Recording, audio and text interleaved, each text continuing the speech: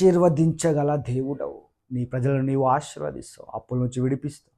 ఆ బలహీనతల నుంచి విడిపిస్తావు. ఆ రోగంలో నుంచి విడిపిస్తావు. ఖచ్చితంగా నీ ప్రజల మీదికి నీ ఆశీర్వాదము వచ్చును అని దృఢ విశ్వాసంతో దావీదు ఎన్ని సమస్యలు ఉన్నప్పటికీ ఆయనకు మొరపెట్టడము ఆపలేదు. ప్రభువా లెమ్ము, నీ శత్రువుల యొక్క దవడ ఎముక మీద కొట్టువాడు నీవే కదా అంటున్నాడు.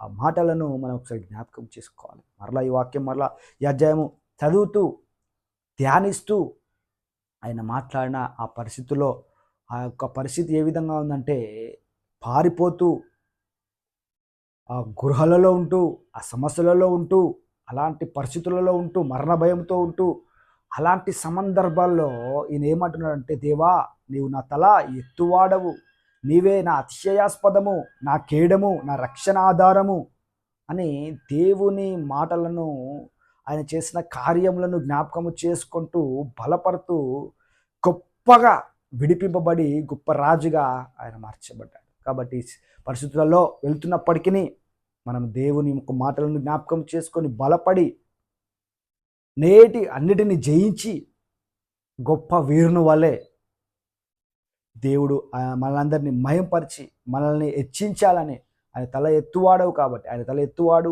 ఆశీర్వదించువాడు.